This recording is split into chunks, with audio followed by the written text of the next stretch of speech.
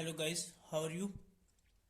आज का हमारा टॉपिक है polarity of epithelium cell and apical domains and last one is microvilli and its function. So let's start करते हैं। Polarity of the epithelial cell. Basically polarity of the epithelial cell है क्या? Most of the epithelial cell are said to be polarized because इस जो most of the epithelial cells हैं, ज़्यादातर epithelial cell हैं वो पोलराइज्ड है, पोलर हैं। इसकी वजह क्या है? डिस्ट्रिंसिक morphological and biochemical characteristics are associated with different structure of these cell. Generally, an epithelial cell has three domains which are related to different surface of cell. तो generally इसके तीन डोमेन हैं। कौन कौन? जो कि डिफरेंट है, डिफरेंट सरफेस पे अवेलेबल है। These domains are apical domain, lateral domain and basal domain. Apical से मुराद आपको पता चल चुका होगा, एपिकल से मुराद होता है ऊपर इस साइड पे, ठीक है। लेटरल मीन साइड पे और बेसल मीन नीचे। तो इसी तरह आप अगर ये डायग्राम में देख लें तो ये हमारे पास डायग्राम है। तो इसके डोमेन चेक करें तो ये हमारे पास आ जाते हैं, बेसल डोमेन है, सिमिलरली लेटरल डोमेन है और एपिकल डोमेन इस साइड पे, ये यहाँ पे होगा इसे भी। तो चलिए एपिकल डोमेन के बारे में बात कर लेते हैं। एपिकल डोमेन ये है, ये एपिकल डोमेन है। एपिकल डोमेन ये होगी, ये तीन डोमेन हो गए।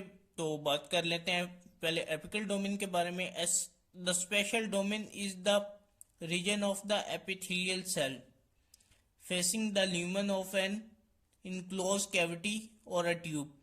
जो इनक्लोज कैविटी होती है ल्यूमन में और ट्यूब होती है, उसमें उसका जो पहले आता है वो एपिकल डोमेन आता है। This contain ion channels carrier protein hydrolytic enzyme and aquaporin के channel forming proteins that function in the regulation of the water balance।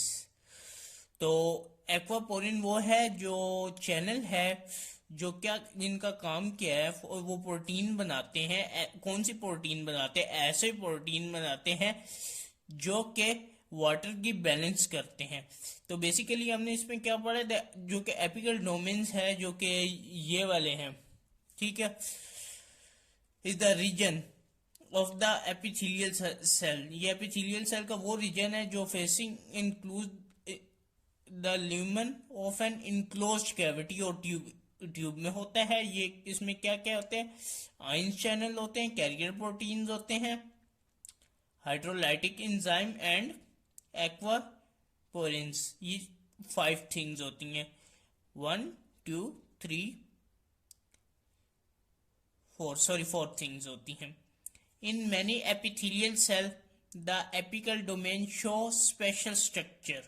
अब इसमें क्या होता है, ये स्पेशल स्ट्रक्चर भी बहुत सारे एपिथेलियल सेल में एज अ मॉडिफिकेशन शो करते हैं, which include microvilli, cilia and stereocilia. अब पहले हम माइक्रोविलाई की बात कर लेते हैं। माइक्रोविलाई क्या है? बेसिकली अगर हम माइक्रोविलाई की बात करें तो इससे पहले हम डायग्राम को समझते हैं। ये ओवरऑल तो एपिकल डोमेन्स है, लेकिन इनके डिफरेंट साइड में डिफरेंट होते हैं। जैसे ये स्टेरोसीलिया है तो इसका डिफरेंट है, माइक्रोविलाई है डिफरेंट है, ठीक है। और इसी तरह तो चलो पहले माइक्रोविलाई को हम डिस्कस कर लेते हैं। These are small cylinder finger like projection found on the free surface. Finger like projection है, फ्री सरफेस पे होती है of epithelial cell in a variety of location. Individually the microvilli are too small. अगर हम individually microvilli की बात करें तो वो बहुत स्मॉल होता है too seen with the light microscope, तो हम इन्हें लाइट माइक्रोस्कोप की हेल्प से देख सकते हैं। The electron microscope reveal that the microvilli are plasma membrane. अगर हम इलेक्ट्रॉन माइक्रोस्कोप से देखेंगे तो हमें इलेक्ट्रॉन माइक्रोस्कोप क्या शो करेगी, ये शो करेगी कि ये जो है ये जस्ट प्लाज्मा मेम्ब्रेन है, ये इतना क्लियर शो नहीं होगी, हम इसे लाइट माइक्रोस्कोप की वजह से देख सकेंगे। अच्छा, ये जब इलेक्ट्रॉन माइक्रोस्कोप हमें शो करेगी reveal that microvilli are plasma membrane covered cytoplasm, तो इसने साइटोप्लाज्मिक कवर किया होता है एक्सटेंशन 1 to 2 माइक्रोमीटर। जब इसके डायमीटर इसका जो होती है लेंथ वो 1 to 2 माइक्रोमीटर होती है in height and about 0.1 micrometre जो होता है वो इसका डायमीटर होता है। Electron microscope show that each microvillus contain central bundle of 20 और 30 माइक्रोफिलामेंट।